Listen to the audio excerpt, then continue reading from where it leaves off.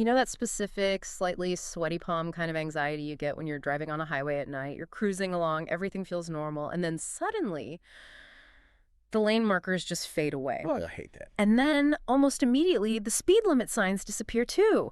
The road is getting narrower, the curbs are getting tighter, but the car behind you is flashing its brights, pushing you to go faster. That is a very visceral and honestly a terrifying image to start with. It's the worst, right? It's that realization that the rules you learned in driving school, stay in your lane, follow the signs just, they don't apply to the road you're currently on. You are moving fast, but you are flying blind. And unfortunately, that isn't just a nightmare about driving. If you look at the research we have today, that feeling is actually the defining anxiety of the modern professional era. It really is. It's that sensation that the world is moving significantly faster than the rules designed to manage it. And we aren't just imagining it. We've got this fascinating stack of research today focused on a book called Governing the Void, Designing Accountability for the Cognitive Age. It's a heavy title, Governing the Void, but the concept inside is, well, it's essential for anyone trying to lead anything right now. Exactly.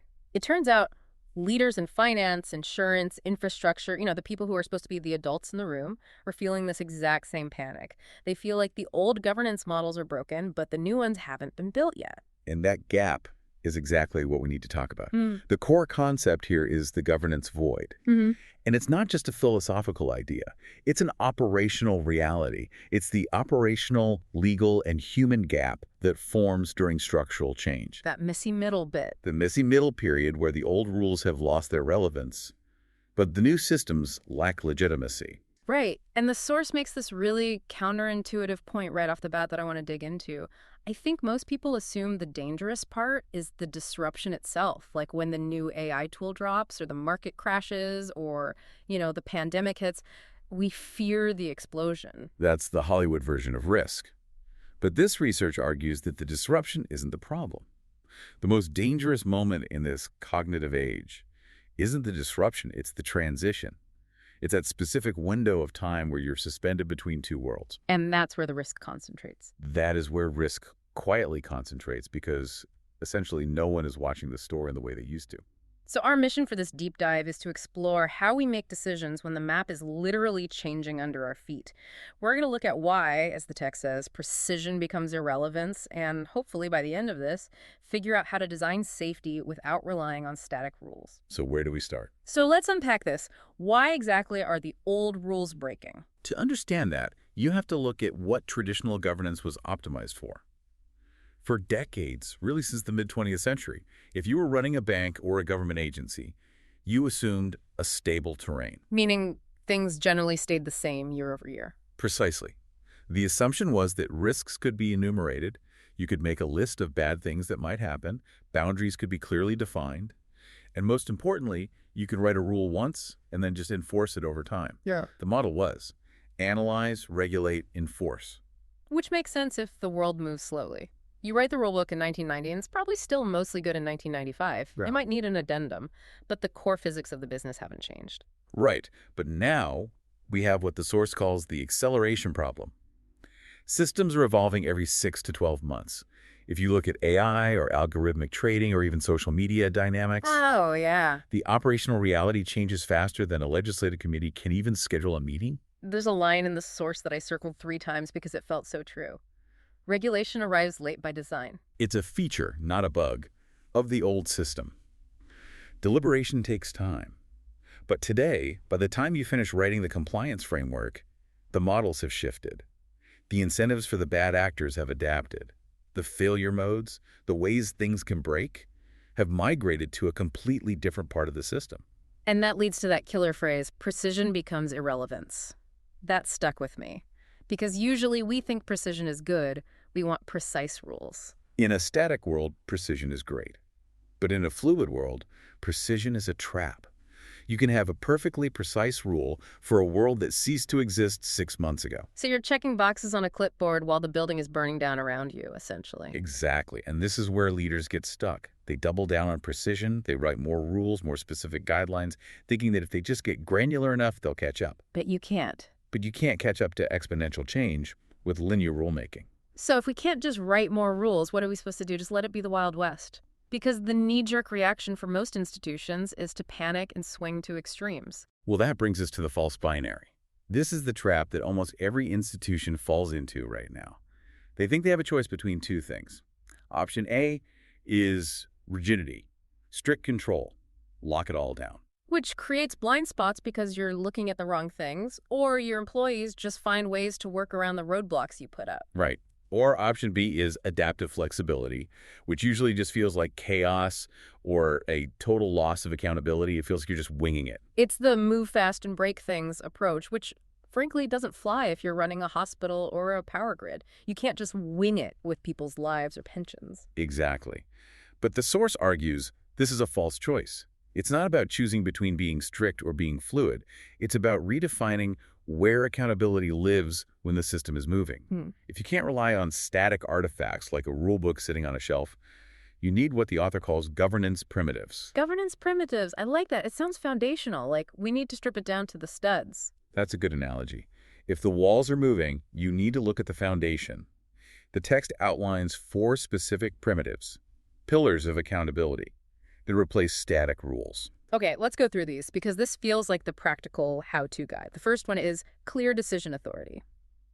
This sounds simple, but in a void, it's rarely defined. When the rules no longer apply, who is actually allowed to make the call? Right. Usually in a bureaucracy, decision rights are tied to a specific policy.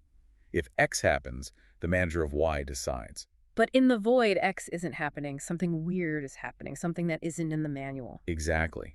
And when the condition is unprecedented, do we know who has the authority to act? If that isn't defined before the crisis, everyone freezes. They wait for permission that never comes. They look around for a committee to form. It's almost like you need a designated driver for chaos. Someone who is pre-authorized to take the wheel when the GPS fails without needing to call a board meeting first. Yes. Speed of decision-making becomes a safety feature. Without clear authority, you have paralysis. And in a high-speed environment, paralysis is fatal. Which leads to the second primitive, explicit escalation paths. Right. When does a judgment call need to move up the chain? In stable systems, escalation happens when a rule is broken. Hey, boss, someone violated policy 12. But in a volatile system, if you wait for a rule violation, it might be too late. The damage is done. Correct. The source argues that in the void, escalation needs to happen when ambiguity increases. That is a huge shift. You shouldn't be escalating because you saw a red flag. You should be escalating because you don't recognize the flags anymore. I want to pause on that because it's a profound cultural shift. You're effectively telling employees, I don't just want to hear about failures, I want to hear about confusion. Yes. I don't understand what the algorithm is doing right now is a valid reason to stop the line. In most companies, admitting confusion is seen as weakness. I should know this. But in this framework, identifying ambiguity is a high-value signal. You are rewarding the people who say, hey, this looks weird. That is a fascinating distinction. You escalate on ambiguity, not just on violation. Okay, number 3, scenario rehearsal. This asks the uncomfortable question. Has the organization actually practiced failure? Or is failure just a theory? Most organizations I know practice success. They rehearse the product launch, they rehearse the quarterly earnings call, they have the champagne ready. But they rarely rehearse the moment the trading algorithm starts hallucinating, or the supply chain collapses, or a deepfake of the CEO goes viral. They have a plan on paper, but they've never stress-tested the people. It's the difference between reading a fire safety manual and actually doing a fire drill where the halls are filled with smoke and the alarms are screaming. And in the cognitive age, the smoke is different every time. If you haven't rehearsed the process of navigating failure, not just the specific failure, but the coordination during failure, you aren't governing, you're just hoping. And hoping is not a strategy. It is not a strategy. That brings us to the 4th one, which I think is my favorite and honestly the most radical.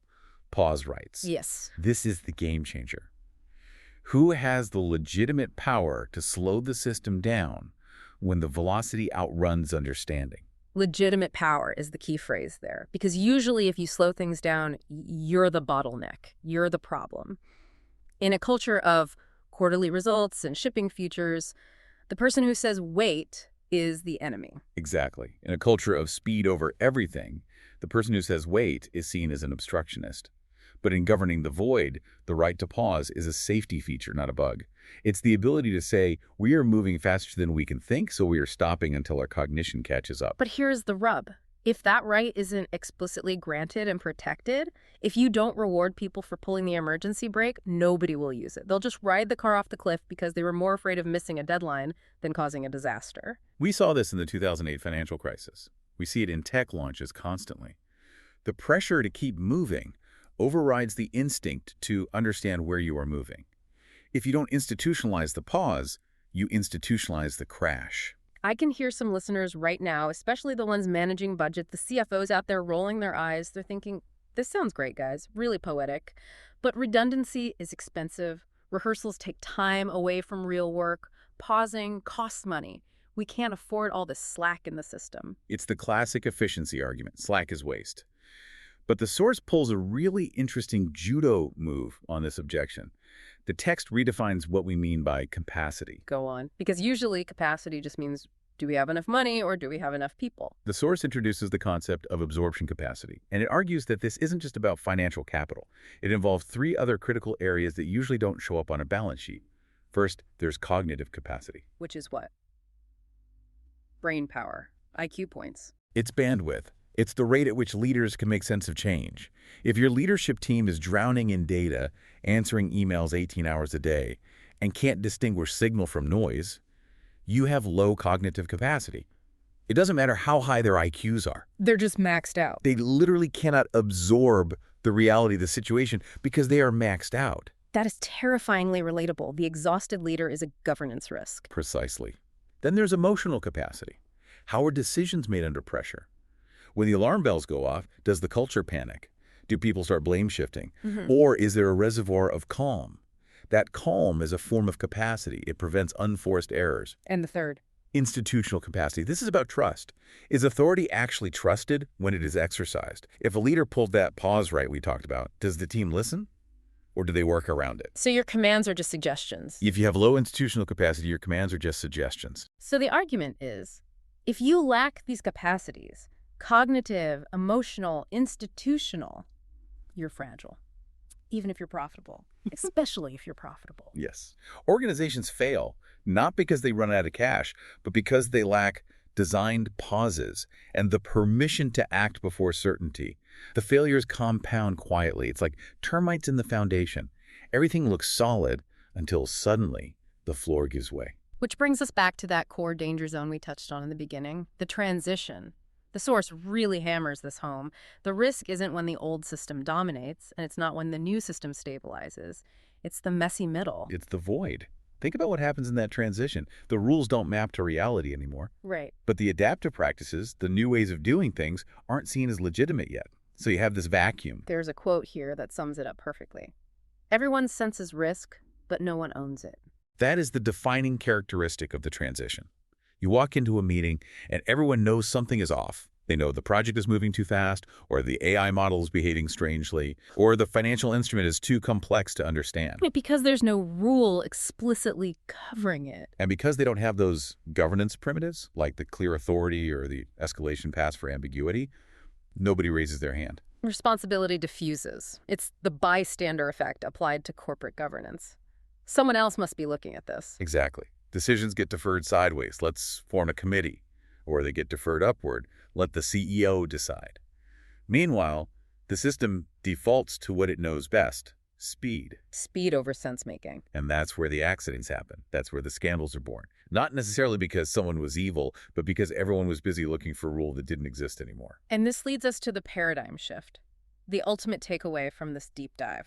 If you take one thing away from this conversation, it should be this change in mindset. We have to change what we promise. What do you mean by what we promise? Historically, governance promised outcomes. We promise this bank won't fail. We promise this bridge won't collapse. We promise this algorithm is fair. And the source is saying, we can't promise that anymore. That feels like giving up. It's not giving up, it's waking up. In the cognitive age, with this level of complexity and speed, promising specific outcomes when the world is unpredictable is, well, it's a lie. You cannot guarantee zero failure in a complex adapted system. So it's the new promise. If I'm a leader, what am I promising my stakeholders? Governance must promise the capacity to respond responsibly when outcomes surprise us. That is a subtle but massive shift. We aren't promising nothing bad will happen. We're promising that when something surprising happens, we have the machinery to handle it. Correct. It changes what you build. You stop building rigid fortress walls and you start building institutions that learn in motion. You build leaders who can pause without panic. You build systems where human judgment is treated as a safeguard, not a bottleneck. It's moving from a fortress mentality to maybe an immune system mentality. That's a beautiful way to put it. A fortress tries to keep everything out. It's binary, safe or unsafe. An immune system assumes things will get in: viruses, disruptions, bad actors. But it has the capacity to identify, isolate, and neutralize them before they kill the host. That is governing the void. That is governing the void. It's not less governance. It's actually more sophisticated governance. It's just honest governance. It acknowledges reality. Precisely. We are not regulating machines in isolation anymore. We are governing this fragile space where machines, humans, and institutions are interacting under immense pressure. And right now, that space lacks designed judgment. So if we step back and look at the big picture here, what we're saying is that the anxiety everyone is feeling, that sense of the rules don't work, is actually a signal. It's a warning light on the dashboard. It's a signal that we need to stop looking for a better rule book and start building better judgment. And if we don't, If we do not learn to govern the void, intelligence will continue to outrun responsibility. And the scary part isn't a loud explosion. It isn't a sudden crash that makes the evening news immediately. no. No. The real risk is that legitimacy will erode quietly, one decision at a time, until one day you look around and the institutions we rely on just don't matter anymore. They become hollow shells. That is a sobering thought. The risk isn't the bang, it's the erosion. And once that legitimacy is gone, it is incredibly hard to get back. So here is the question we want to leave you with today. It's a question you should ask the next time you're in a meeting that feels like it's moving a little too fast, or when you're looking at a project plan that assumes everything will go perfectly. Ask yourself this. In your own work, do you actually have the right to pause? Or are you just maximizing speed and hoping the road doesn't run out? It's the most important question you can ask right now. Think about it. And hey, thanks for diving in with us. We'll see you next time.